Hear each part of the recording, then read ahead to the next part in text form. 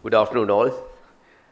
Thank you, Ahila and Save the Children organization for inviting me to speak a few words this morning, this afternoon, as she said, closing remarks.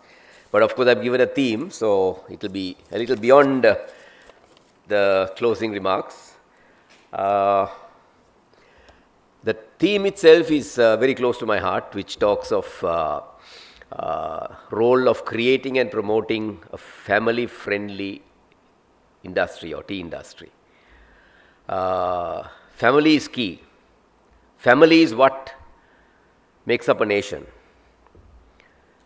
If I were to give you an example of the state that Sri Lanka is in right now, we have borrowed beyond our means and we are in this mess. If you take an individual family or an individual in this country, most of the people in this country are living beyond their means. What they can pay at the end of the month, what they can afford to pay at the end of the month, they pay it now through their credit card. So when you put a bunch of guys like that together, that makes up a nation, and that's the state we are in this country. Similarly, a family is key. But if you look at a family of a tea picker, husband invariably is also working in the tea sector, in the estate itself, doing some of the more male areas of work like pruning and so on. That family is very unstable. The key to a friendly family is family stability. And for that, of course, we know that the family needs to be educated. The family needs to be given the impetus, because you can't expect, when you look at the standard of education that they have received in the estate sector, they have actually been a greater part of the world, and the realities of the world is not privy to them. So they need to be taught them. They are only just guided by the way their fathers were and their mothers were, and going beyond and beyond. So therefore the same thing carries on. In other words, I would call it a curse, a generational curse that's going down the line. That's what we see in the estates. And for that, all of us are responsible. You see, if you ask most of the children from the estate, are they proud to tell the people where they come from? That's the starting point. Dignity and occupational safety is not in place in the estates, in most estates. Some are very good at that, but there are quite a number of estates, it's not in place, which can be self-governed by the industry. Happy families emerge out not of CSR. I'm happy that the CSR word was today said that it's no longer CSR, it's ESG. But actually what we need is a fair, growth-oriented and respectable careers for those in the sector, irrespective of ethnicity and class. I was listening to a program on MTV about a few weeks back, and they were interviewing people, and one such was a family from the estate sector. And they said, we have been called Indian, in other words, alien to this nation. I think, if I remember right, I'm subject to correction, that lady said, we are treated as Indian labor. So not only we are not part of Sri Lankans, we are also considered in this low area called Indian labor. These are things that industry can contribute towards bringing them up in the way they identify themselves. These are controllable factors. There are still features of hard taskmaster type of things that we have learned in the biblical days. Master, sir kind of thing. And on that score, I'd like to say that, today there were beautiful presentations, or beautiful sessions we went through on food security and nutrition, gender equality and justice, creating a protective environment for children in TSA. That particular session really spoke to my heart, of the reality that little children of all ages, not only children, even as early teens, have to face in their environments. Not outsiders. The environment is their family. One thing that really spoke through to me is how a father said, yes, I have planted these trees, I have planted, referring to his children, and said that, so I have the right to enjoy the fruits. So therefore, raping my children it's on. That's a huge, in this day and age, in the year 2022, it's a huge setback for us. setback for mankind, setback for humanity, for a people to, even for fathers to talk like that. So that means, actually you got to understand that they are uneducated. Now that's an area that we need to address. So what I would have loved to see, which was not really addressed today, was whilst we spoke of so many beautiful programs done to address all these topics that we discuss in the 6 sessions, we need to start from bottom up also. The family stability is key. The love is key. See, I remember the time that I'm sure most of you in the private sector will identify with me on that. Every time come the month of increments, you are smiling, your wife is smiling, or if it's wife, the husband is smiling, the children are smiling. Why? They're going to look at, they are now looking at a better lifestyle. Isn't that also the right of the people working in the estates? If you take the estate community out of that equation, will we be shipping even 10 kilos of tea from this country? I'm a tea taster. But ask me to pluck 2 leaves and a bud, sorry, I may be struggling with that. Without them, we cannot be where we are.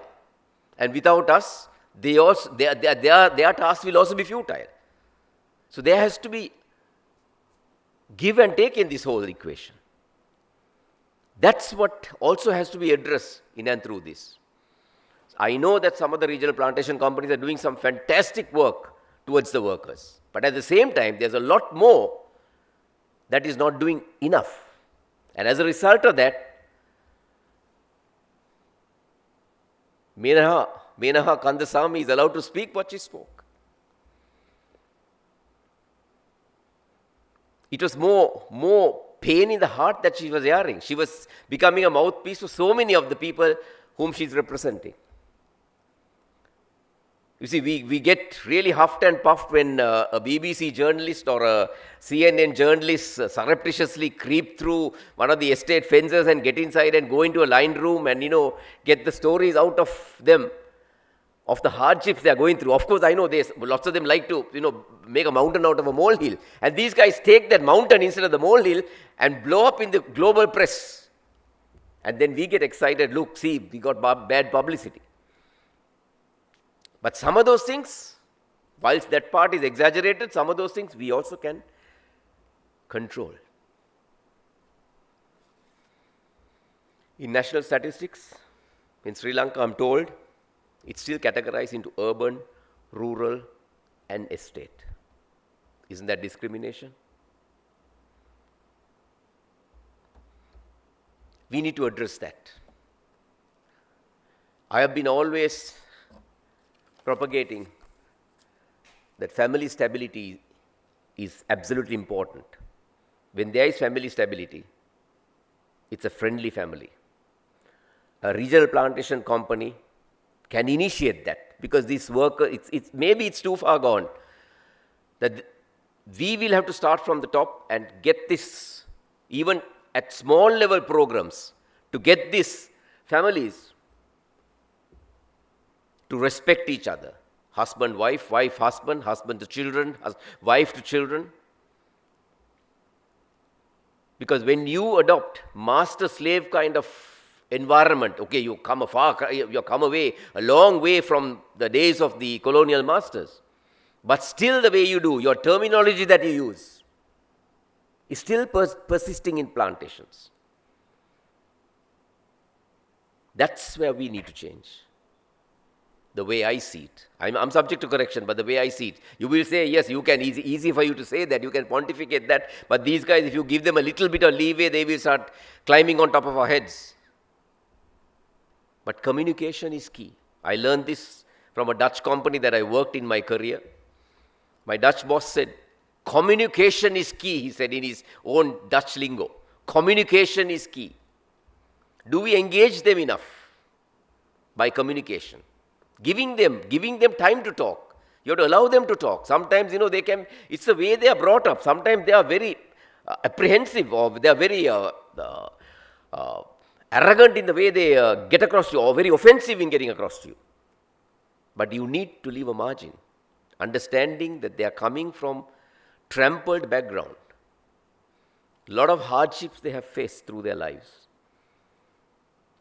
I'm appalled to see, gone are the days, say 10, 15 years ago, at least about 10, 15 years ago, you go to any other plantations, entrances to most plantations or the bazaars near the plantations were peaceful areas. Today they are inundated with trishaws, with young boys in it, full blast music with a earring, aimless. I shudder to think that these may be leading towards another Mexico City, where the drug lords rule, using these youths to do all the drug trafficking. I heard in one of the sessions about the ice being, very easily available in the plantations. So it's already come there, but never too late. I'm quite confident. If only all the plantation companies take the cue from some of the plantation companies who have got ahead with this in this area, of doing more for the worker, appreciating the work put in by those workers, not taking for granted that they should be doing all these tasks. They are doing a hard work, but if you try to treat them that you all are menial workers, showing that disparity or that kind of classification, showing that you're conveying discrimination to them, then of course you're not going to go far. We need to give equal status. When you say equal status, I'm not saying a manager should treat the tea worker on his level as a manager. That's not what I mean. But you have to respect that person of what he or she is doing for you. I was very happy to hear that statement in one of the sessions where they said all stakeholders should get together. At the last session, I think on education, that lady from the education ministry, she was talking about when she was asked that question. You see, there is a lot of disparity. The privileges that Colombo students, even I, back then in a Colombo school, the privileges I had was not enjoyed by someone from, let's say, Girandurukotte, or for that matter, Kandapula in the upcountry areas.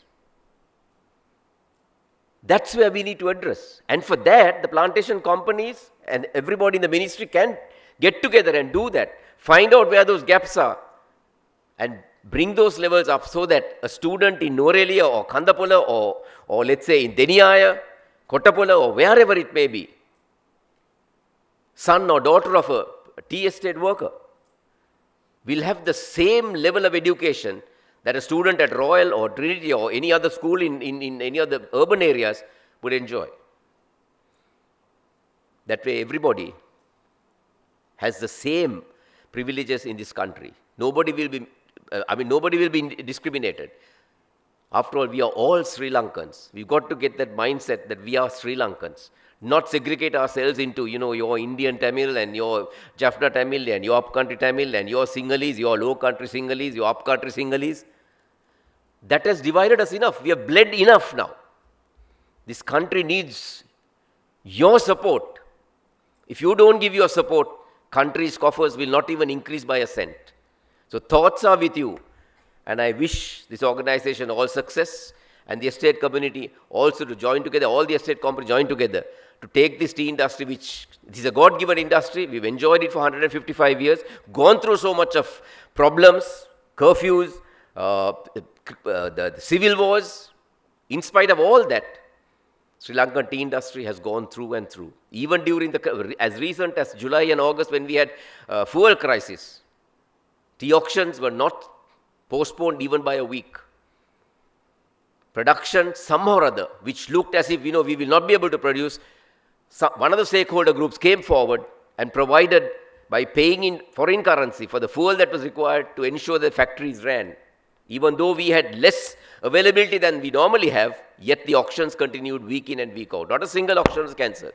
So we have the muscle, we have the love to get together. That's what we need. And in that process, ensure that everyone in the value chain, even in the plantation sector, the value chain, starting from the estate worker, treat them all equal. Thank you.